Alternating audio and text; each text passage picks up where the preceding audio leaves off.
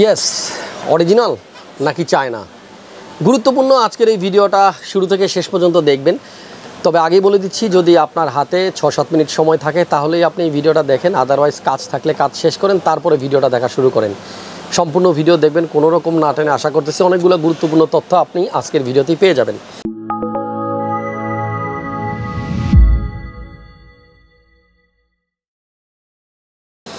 পিসি বিল্ডের ক্ষেত্রে অনেককেই আমি কিছু কমন প্রশ্ন করতে দেখি, সেই প্রশ্নগুলোর উত্তর দেওয়ার চেষ্টা করবো আজকের ভিডিওতে। আপনারা দেখছেন হাসান ব্লগস, আর আমি মাকসুদুল হাসান আছি আপনাদের সাথে। যারা হাসান ব্লগস ইউটিউব চ্যানেলটি এখনও সাবস্ক্রাইব করেননি, এখনই সাবস্ক্রাইব করে রাখেন আর নোটিফিকেশনটা অন করে দেন, তাহলে আমাদের করা সব ভিডিও আপনি সবার আগে পাবেন। মূল আলোচনা আসা যাক। আমার হাতে দুইটা প্রসেসর আছে, দুইটাই রাইজেনের AMD। এই প্রসেসর নিয়ে কথা বলবো একটু পরে, তবে তার আগে নর্মাল কিছু প্রশ্নের উত্তর দিতে চাই। আমার কাছে অনেকেই পিসি বিল করতে আসেন, দু একজন, হাতে গোনা দু একজন, সবাই না, যারা প্রথম কথাটাই বলেন যে আমি যেই প্রোডাক্টটা দিয়ে পিসি বানাবো এই প্রোডাক্টগুলো কি অরিজিনাল নাকি চাইনিজ। যদি আপনি চান যে আমি যে পিসি বিল করব আমার পিসিতে কোনো কম্পোনেন্ট চায়না থাকতে পারবে না, তাহলে দুঃখিত জনাব, আপনি আমার মনে হয় না আর কোনো দিন পিসি বিল করতে পারবেন। এই চাইনিজ চায়না নিয়ে অনেকগুলো কনফিউশন আছে আমাদের মাঝে, আর যেগুলো আপনাদেরকে আজকে ক্লিয়ার করে দিব। মাঝে মাঝে দু একটা গল্প বলবো আপনাদের বোঝার সুবিধার্থে। আমার হাতে দুইটা প্রসেসর আছে। আমার ডান হাতে যে প্রসেসরটা আপনারা দেখতে পাচ্ছেন এটা হচ্ছে AMD Ryzen 5 5600G।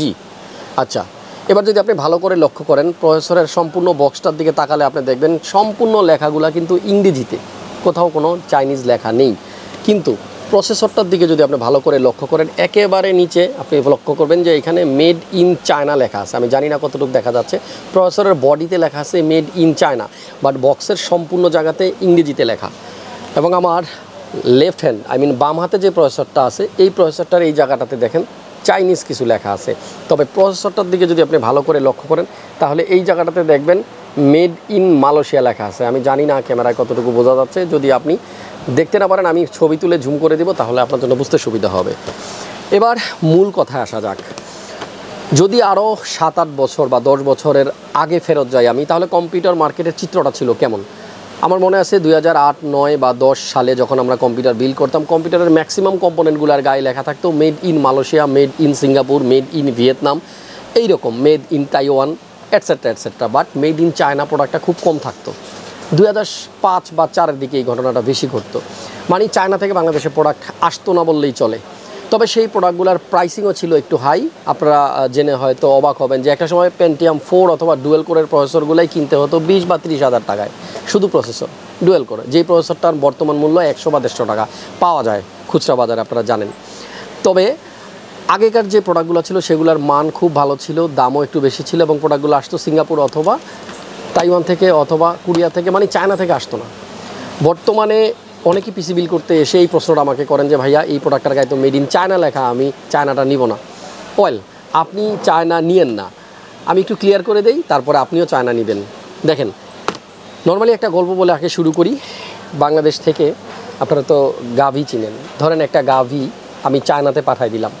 এবার সেই গাভীর যে দুধ সেটাকে প্যাকেট করে বাংলাদেশে বাজারজাত করা হলো। ইম্পোর্ট এক্সপোর্টের যে রুল আছে এই রুল অনুযায়ী আপনাকে প্রত্যেকটা বক্সের গায়ে মেড ইন চায়না লিখে দিতে হবে। এই প্রোডাক্টটা কোত্থেকে আসতেছে, ধরেন এটা চায়না থেকে আমরা যখন বাংলাদেশে পাঠাবো তখন বক্সের গায়ে মেড ইন চায়না লিখে দিতে হবে।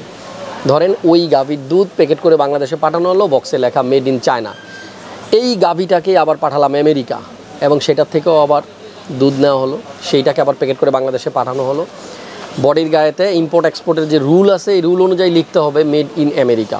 এবার এই দুইটা বক্স আমার হাতে, আমি যখন বাংলাদেশে আমি যদি মনে করি এটা মেড ইন চায়না, এটা ভালো প্রোডাক্ট হবে না, আর এটা মেড ইন আমেরিকা, এটা অবশ্যই ভালো দাম হবে, ভালো প্রোডাক্ট হবে, এটা আমাকে ডাবল দামেও নিলেও চলবে।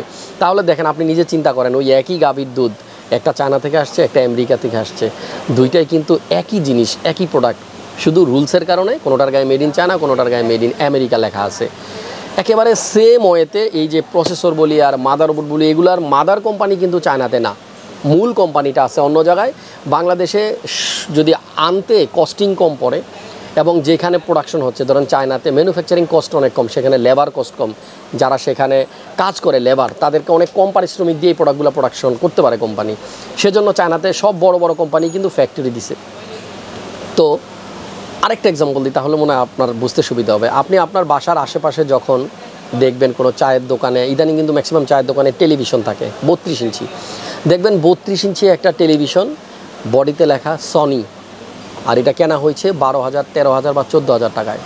কিন্তু আপনি যদি আরেকটা টিভি দেখেন আপনার বাসা বাড়িতে যে সনিগুলা, দেখবেন 32 ইঞ্চি টিভি, জিজ্ঞেস করলে শুনবেন এই টিভিটা কেনা হয়েছে 25,000 টাকায় বা 28,000 টাকায়। সো দুইটার গায়েই কিন্তু সনি লেখা, দুইটার গায়ে কিন্তু আপনার মেড ইন চায়না লেখা থাকতে পারে, তবে একটা হচ্ছে অরিজিনাল প্রোডাক্ট আর একটা হচ্ছে একেবারেই চাইনিজ প্রোডাক্ট। সো কনফিউশন দূর করার জন্য আসলে এক্সাম্পল দুইটা দিলাম, আশা করতেছি আপনাদের এখন আর কোনো কনফিউশন থাকবে না।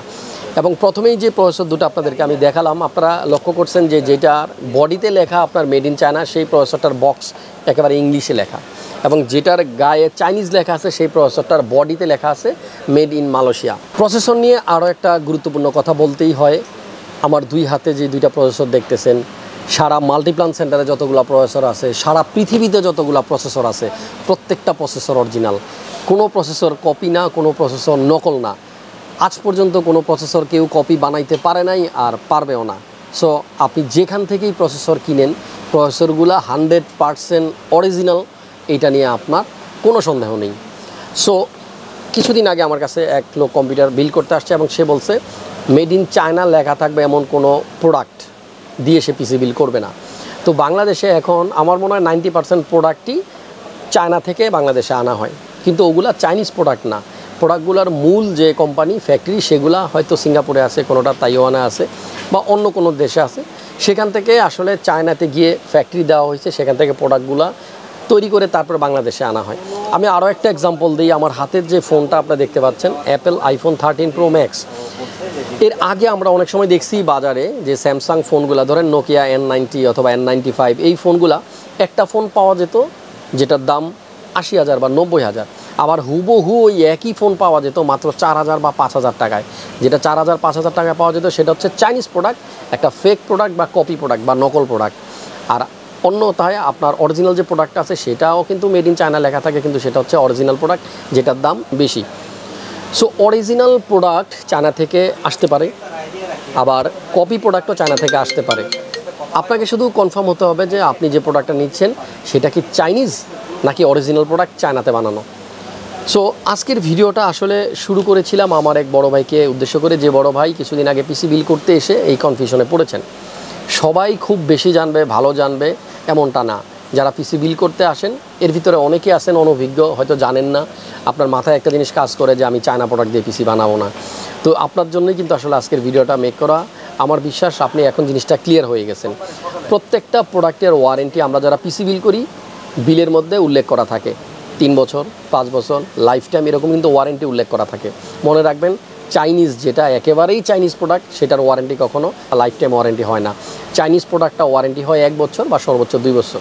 যেমন একটা র্যামের এক্সাম্পল দিই, যদি সেটা অরিজিনাল র্যাম হয় ওয়ারেন্টি হবে লাইফ টাইম, আর যদি সেটা চাইনিজ র্যাম হয় বা কোরিয়ান র্যাম হয়, মানে ইউজড র্যাম হয়, সেগুলোর ওয়ারেন্টি দিবে আপনাকে 1 বছর। পিসি বিল করার পরে আপনি বিলের মধ্যে লক্ষ্য রাখবেন, যদি র্যামের ওয়ারেন্টিটা লাইফ টাইম লেখা থাকে তাহলে আপনি ধরে নেবেন এটা অরিজিনাল প্রোডাক্ট, কপি হওয়ার কোনো চান্সই নেই বা চাইনিজ হওয়ার কোনো চান্স নেই। সো যারা যারা আজকের এই ভিডিওটা সম্পূর্ণ দেখছেন না টেনে, আশা করতেছি আপনাদের ভিতরে এই কনফিউশন আর তৈরি হবে না।